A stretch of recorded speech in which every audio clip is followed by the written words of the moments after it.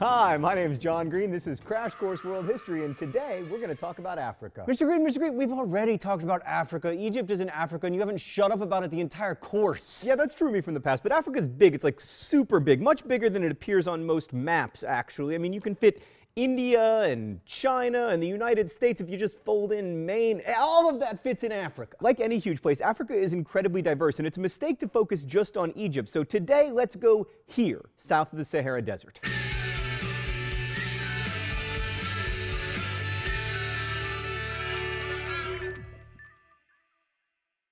First, let's turn to written records. Oh, right, we don't have very many, at least not written by Sub-Saharan Africans. Much of African history was preserved via oral rather than written tradition. These days, we tend to think of writing as the most accurate and reliable form of description, but then again, we do live in a print-based culture. And we've already said that writing is one of the markers of civilization, implying that people who don't use writing aren't civilized, a prejudice that has been applied over and over again to Africa. But one, if you need evidence that it's possible to produce amazing literary artifacts without the benefit of writing, let me direct your attention to the Iliad and the Odyssey, which were composed and memorized by poets for centuries before anyone ever wrote them down. And two, no less an authority than Plato said that writing destroys human memory by alleviating the need to remember anything. And three, you think oral tradition is uncivilized, but here you are listening to me talk. But we do have a lot of interesting records for some African histories, including the legendary tale of Mansa Musa. By legendary, I mean some of it probably isn't true, but it sure is important. Let's go to the thought bubble. So there was this king, Mansa Musa, who ruled the West African empire of Mali, and in 1324-ish, he left his home and made the Hajj, the pilgrimage to Mecca.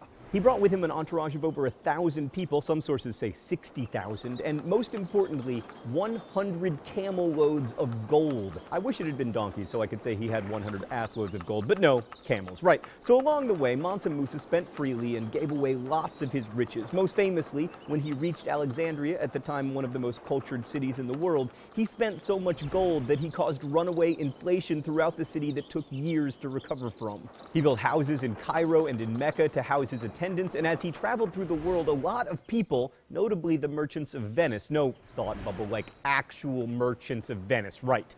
They saw him in Alexandria and returned to Italy with tales of Mansa Musa's ridiculous wealth, which helped create the myth in the minds of Europeans that West Africa was a land of gold, an El Dorado, the kind of place you'd like to visit, and maybe, you know, in 5 centuries or so, begin to pillage. Thanks, Thought Bubble. So what's so important about the story of Mansa Musa? Well, first, it tells us that there were African kingdoms ruled by fabulously wealthy African kings, which undermines one of the many stereotypes about Africa, that its people were poor and lived in tribes ruled by chiefs and witch doctors. Also, since Mansa Musa was making the Hajj, we know that he was A, Muslim, and B, relatively devout. And this tells us that Africa, or at least Western Africa, was much more connected to the parts of the world we've been talking about than we generally are led to believe. Mansa Musa knew all about the places he was going before he got there, and after his visits, the rest of the Mediterranean world was sure interested in finding out more about his homeland. Mansa Musa's pilgrimage also brings up a lot of questions about West Africa, namely, what did his kingdom look like and how did he come to convert to Islam?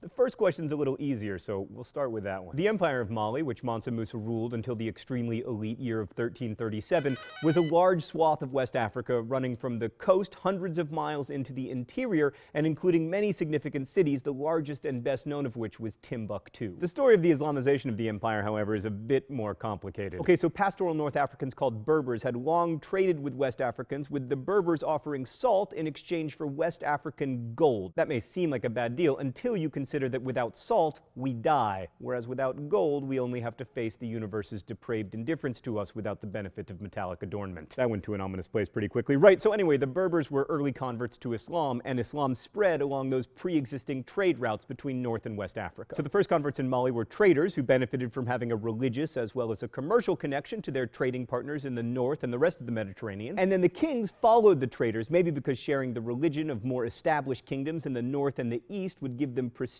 not to mention access to scholars and administrators who could help them cement their power. So Islam became the religion of the elites in West Africa, which meant that Muslim kings were trying to extend their power over largely non-Muslim populations which worshipped traditional African gods and spirits. In order not to seem too foreign, these African Muslim kings would often blend traditional religion with Islam, like, for instance, giving women more equality than was seen in Islam's birthplace. Anyway, the first kings we have a record of adopting Islam were from Ghana, which was probably the first empire in West Africa, and it really took off around the 11th century. As with all empires and also everything else, Ghana rose and then fell and was replaced by Mali. And the kings of Mali, especially Mansa Musa, but also Mansa Suleiman, his successor, tried to increase the knowledge and practice of Islam in their territory. So for example, when Mansa Musa returned from his Hajj, he brought back scholars and architects to build mosques. And the reason we know a lot about Mali is because it was visited by Ibnu Battuta, the Moroccan cleric and scholar who kind of had the best life ever. He was particularly fascinated by gender roles in the Malian Empire and by Malian women, writing, "They are extremely beautiful and more important than the men." Oh, it must be time for the open letter. An open letter to Ibn Battuta. I wonder what's in the secret compartment today. Oh, appears to be some kind of fake beard. Movie magic! Stan, why did you do this to me? Dear Ibn Battuta, bro, I love Twitter and my Xbox and Hawaiian pizza, but if I had to go into the past and live anyone's life, it would be yours. Because you were this outlandishly learned scholar who managed to parlay your knowledge of Islam into the greatest road trip in history. You went from Mali to Constantinople to India to Russia to Indonesia. You were probably the most well-traveled person before the invention of the steam engine. And everywhere you went, you were treated like a king, and then you went home and you wrote a really famous book called The Real that people still read today, and also you could grow a real beard, and I'm jealous! Best wishes, John Green. One more thing about Mansa Musa, there are lots of stories that Mansa Musa attempted to engage in maritime trade across the Atlantic Ocean, and some historians even believe that Malians reached the Americas. DNA investigation may one day prove it, but until then, we'll only have oral tradition. The Malian Empire eventually fell to Songhai, which was itself eventually overthrown for being insufficiently Islamic, all of which is to say that like China or India or Europe, West Africa had its own empires that relied upon religion and war and incredibly boring dynastic politics. Man, I hate dynastic politics. If I wanted to live in an ostensibly independent country that can't let go of monarchy, I'd be like Thought Bubble and move to Canada. Oh, come on, Thought Bubble, that's not fair. Shut up and take back Celine Dion. All right, now let's move to the other side of Africa, where there was an alternative model of civilizational development. The eastern coast of Africa saw the rise of what historians call Swahili civilization, which was not an empire or a kingdom, but a collection of city-states like Zanzibar and Mombasa and Mogadishu, all of which formed a network of trade ports. There was no central authority. Each of these cities was autonomously ruled, usually, although not always, by a king. But there were three things that linked the city-states such that we consider them a common culture: language, trade, and religion. The Swahili language is part of a language group called Bantu, and its original speakers were from West Africa. Their migration to East Africa changed not only the linguistic traditions of Africa, but everything else, because they brought with them ironwork and agriculture. Until then, most of the people living in the East had been hunter-gatherers or herders, but once introduced, agriculture took hold, as it almost always does, unless, wait for it, you're the Mongols.